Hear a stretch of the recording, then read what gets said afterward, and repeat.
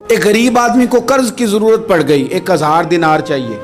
میں کہہ چکا ہوں کہ درہم چاندی کا ہوتا تھا، دینار سونے کا، اب 1000 دینار لینا ہے۔ تو جس بندے سے اس نے کہا، اگرچہ وہ نیک بندہ تھا، اس نے کہا یار 1000 دینار دے دو، تو کہنے لگا کوئی گواہ ہے تیرے پاس؟ وہ کہنے لگا غریبوں کا گواہ کون ہوتا ہے؟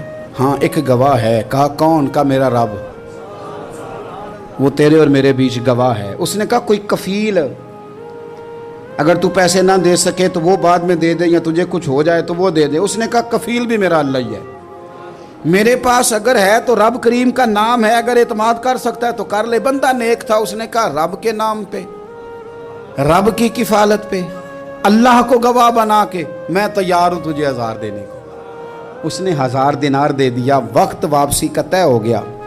وہ چلا گیا پیسے لے کے، اس نے پوری محنت کی کہ میں نے وقت پہ پیسے لوٹانے، پوری محنت بھی کر لی، اللہ نے مدد بھی کر دی، پیسے بھی اس تاریخ کو اسے مل گئے۔ بعض لوگوں کا تو لوٹانے کا دل ہی نہیں نہ ہوتا۔ فرمایا حدیث پاک میں کہ تو لوٹانے کا ارادہ کر، رب تیری مدد بھی فرمائے گا۔ لیکن یہاں بہت سارے لوگ کہتے ہیں خیر ہے، ارادہ ہی نہیں، تو پھر جس طرح کا بندے کا گمان ہو رب بھی اسی طرح کا معاملہ فرماتا ہے۔ اس نے پیسے جمع بھی کر لیے اور واپس دینے کو تیار بھی ہو گیا، لیکن رستہ بحری جہاز کا تھا، کشتی کا تھا، دریا کے رستے واپس آنا تھا۔ اب وہ جب آ گیا دریا کے کنارے تو بڑی کوشش کی، پر وہاں اسے کوئی کشتی نہیں ملی۔ وقت پہ پیسے لوٹانے ہیں، سفر کرنا ہے، اب سواری میسر نہیں ہے۔ سوچ سوچ کے پریشان تھا کہ میں نے تو اللہ کے نام پہ لیے۔ اچانک دل میں ایک تجویز آئی، اس نے ایک لکڑی لی، لکڑی کو اندر سے کھولا، 1000 دینار اس میں بھرا، بخاری پڑھ رہا ہوں، اور ساتھ ایک خط بھی لکھا کہ یار میں پیسے پہنچانا چاہتا تھا پر مجھے کوئی چیز نہیں ملی دریا کے اس پار آنے، اللہ کے نام پر تیری طرف روانہ کر رہا ہوں۔ اور یہ کہہ کہ وہ لکڑی دریا میں رکھ دی، وہ لکڑی ڈوب گئی ہے، واپس آ گیا۔ وہ جس نے پیسے لینے تھے وہ عین مقررہ وقت پر دریا کنارے آیا۔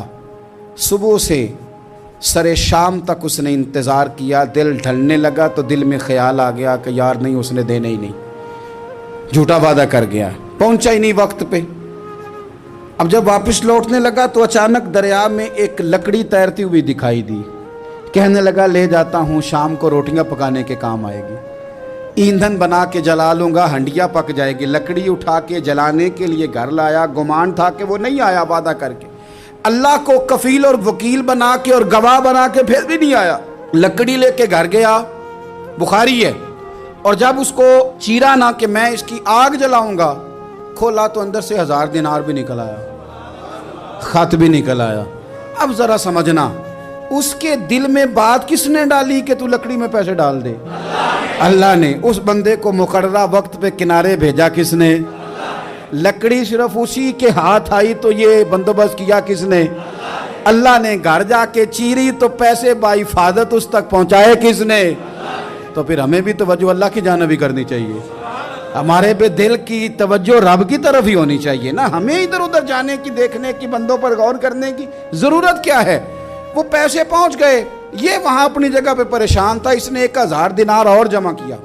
پھر دوبارہ ایک دن دریا کنارے آیا، کشتی مل گئی، بیٹھ کے اپنے اس بھائی کے پاس آیا، کہنے لگا دیکھنا مجھ پر بدگمان نہ ہونا، پیسے اس تاریخ کو بھی جمع کر لیے تھے، دریا پہ آیا تھا پر کشتی نہیں ملی تھی، پھر میں نے نا لکڑی میں ڈال کے خط ڈال کے تیری طرف بھیج بھی دیے تھے، لیکن آج میں پھر لے کے آ گیا ہوں۔ وہ کہنے لگا خوش ہو جا، جس رب کو تو نے میرا اور اپنا گواہ بنایا تھا اس رب نے میرے تک پہنچا بھی دیے ہیں۔